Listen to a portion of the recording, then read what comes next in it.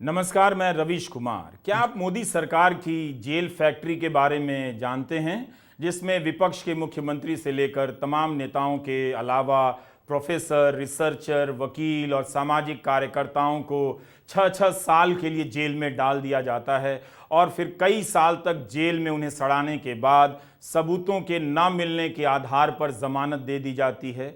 इस फैक्ट्री में डाले गए लोगों में से कोई जेल में ही मर गया, किसी की नौकरी चली गई, किसी का शरीर बीमारियों से ग्रस्त हो गया, किसी के जीवन के कई साल बर्बाद हो गए। सभी के परिजनों ने जो मानसिक यातना झेली, आर्थिक प्रताड़ना झेली, वो अलग है। जब भी इस जेल फैक्ट्री में किसी को डाला जाता है, गोदी मीडिया के एंकर लगाकर इन्हें जनता की अदालत में अपराधी साबित कर दिया जाता है।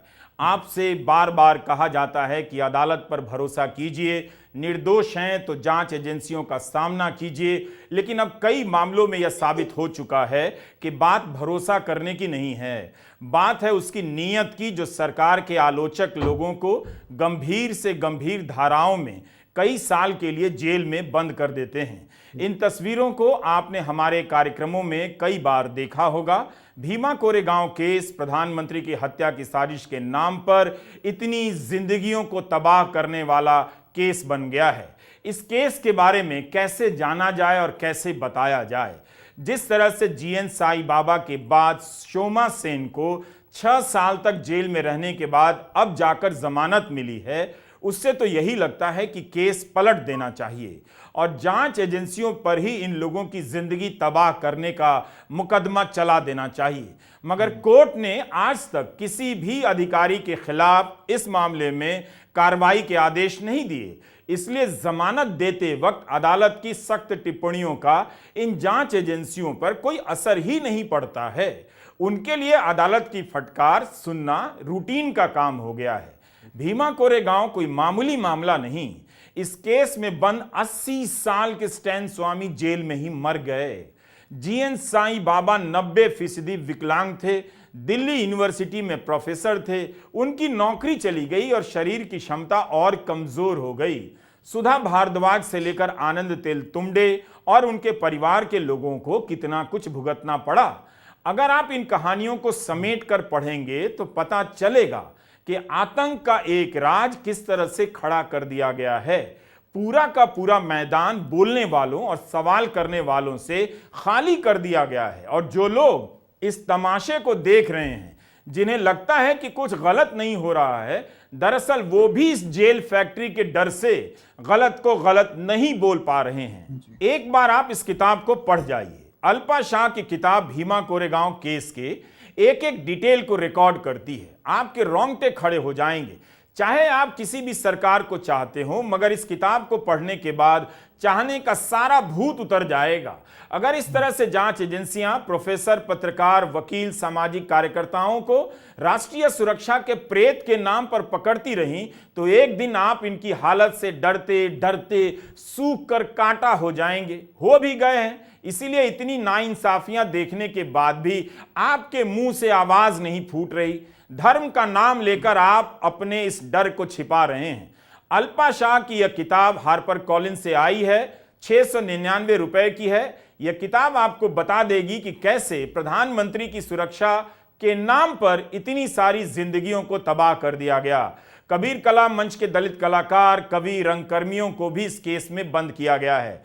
ज्योति जगताप, सुधीर धावले, गौतम नवलखा, वरवरा राव, हनी बाबू, रोना विल्सन, अरुण फरेरा, वर्नन गोंजाल्वेस, सुरेंद्र गाडलिंग, महेश राउत को इस केस में बंद किया गया है। जेएनयू कांड के बाद भारत के लोकतंत्र को ध्वस्त करने का प्रयोग इसी केस से शुरू होता है। किताब का टाइटल भी यही कहता है, भीमा कोरेगांव केस और भारत में लोकतंत्र की खोज। सुप्रीम कोर्ट ने भीमा कोरेगांव केस में 6 साल से जेल में बंद नागपुर यूनिवर्सिटी की अंग्रेजी विभाग की प्रोफेसर शोमा सेन को जमानत देते हुए जो कहा है, उससे एक बार फिर यह पूरा केस केंद्र की साजिश की तरह ही सामने घूमने लगता है।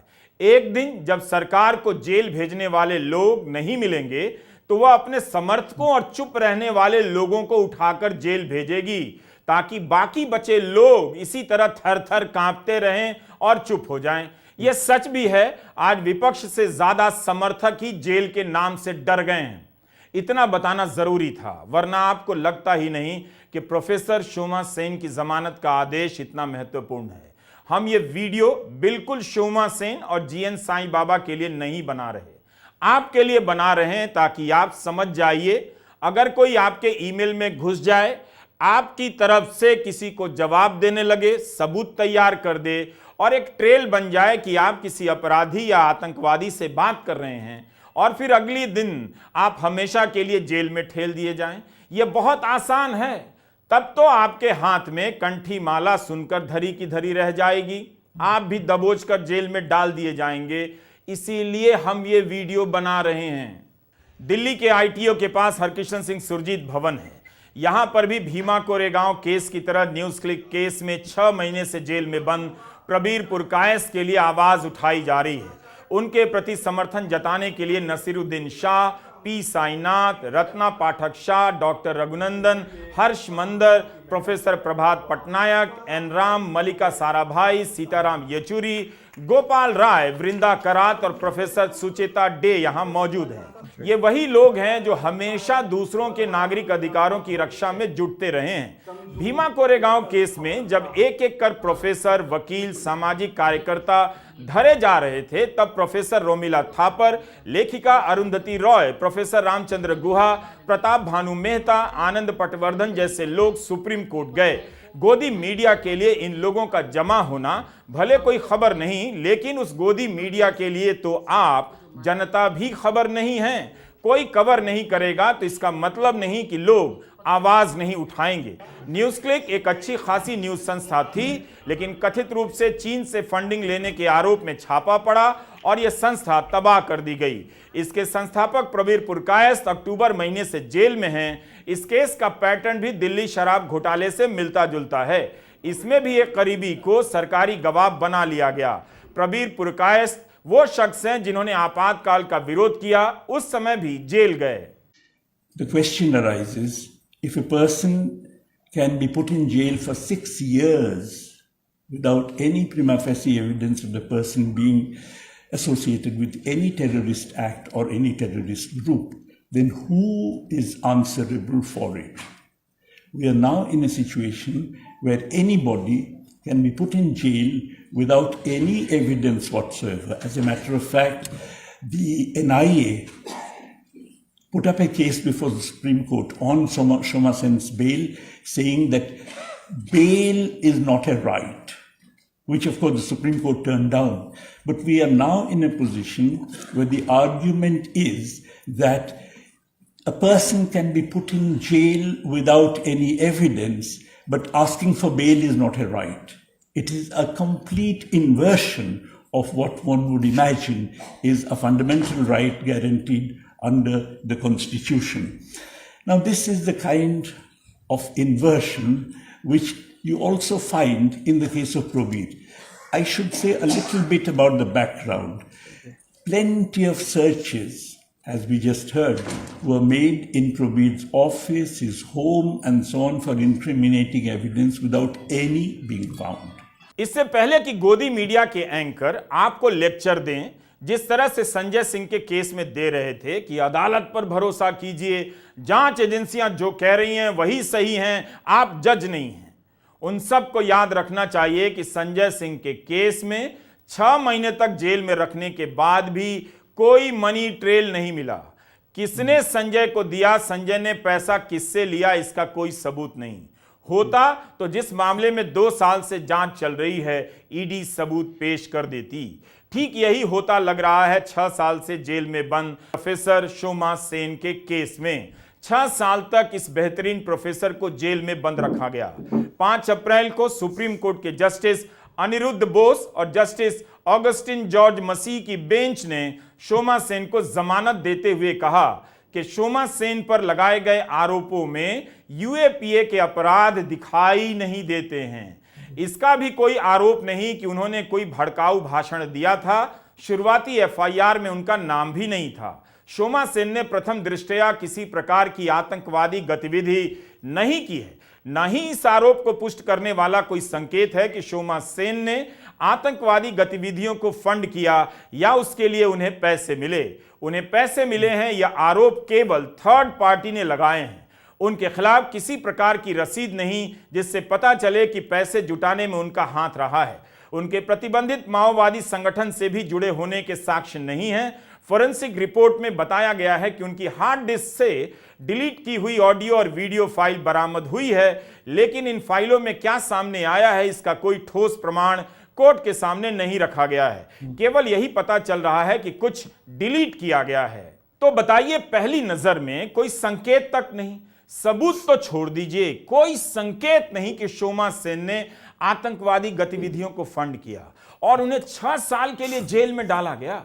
सुप्रीम कोर्ट ने फैसले में लिखा है कि शोमा सेन करीब 6 साल से जेल में हैं। वे 66 वर्ष की आयु पार कर चुकी हैं और अभी तक आरोप तय नहीं हुए हैं।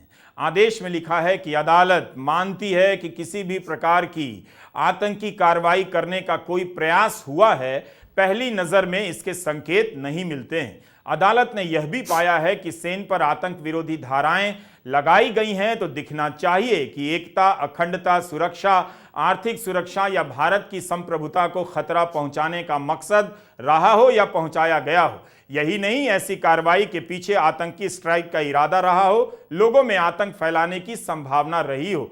लेकिन एनआईए ने जो भी सबूत रिकॉर्ड पर लाए हैं उसे देखने के बाद कोर्ट इन आरोपों को मानने से इनकार करती है।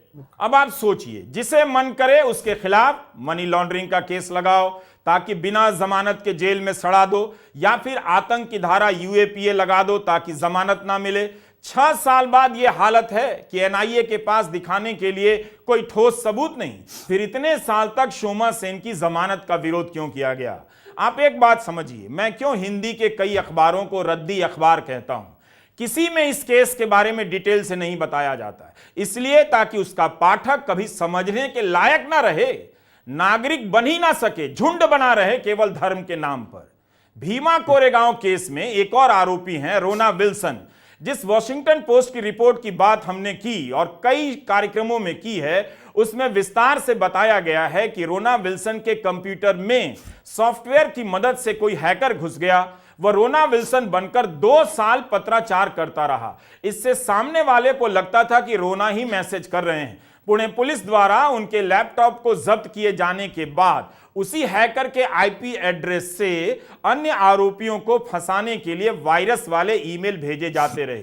कथित रूप से एक फेक पत्र तैयार किया गया जिसे रोना ने लिखा होता है और साजिश के आरोप में उसे गिरफ्तार कर लिया गया। अल्पा शाह ने अपनी किताब में तो और भी खतरनाक बातें कही हैं। उनके आईफोन और लैपटॉप पर पेगासस के निशान मिले थे। पेगासस के सहारे उन पर निगरानी रखी जा रही थी और उनके खिलाफ षड्यंत्रकारी दस्तावेज भी डाल दिए गए। इस किताब में अल्पा शाह ने विस्तार से बताया है कि कैसे वे इस निष्कर्ष पर पहुंचती हैं कि भीमा कोरेगांव मामले में सरकार के शीर्ष स्तर का हाथ रहा है। और जानने के लिए आप उनकी किताब खरीदकर पढ़िए, हार्पर कॉलिंस ने इसे छापा है। आर्सेनल इस बात की जांच करती है कि आपके फोन में, कंप्यूटर में कोई सॉफ्टवेयर डालकर छेड़छाड़ तो नहीं हुई है। यह दुनिया की जानी मानी कंपनी है जिसकी मदद कई सरकारों ने ली है। आर्सेनल ने अपनी जांच के बाद कहा था कि उन्होंने कभी भी सबूतों के साथ छेड़छाड़ का ऐसा मामला नहीं देखा। सुप्रीम कोर्ट ने शोमा सेन की जमानत के आदेश में कहा है कि जिन सारी चिट्ठियों और अन्य सामग्रियों की सूची यहां पेश की गई है, ऐसा प्रतीत होता है कि वे सभी सह अभियुक्त रोना विल्सन के इलेक्ट्रॉनिक डिवाइस से बरामद की गई हैं।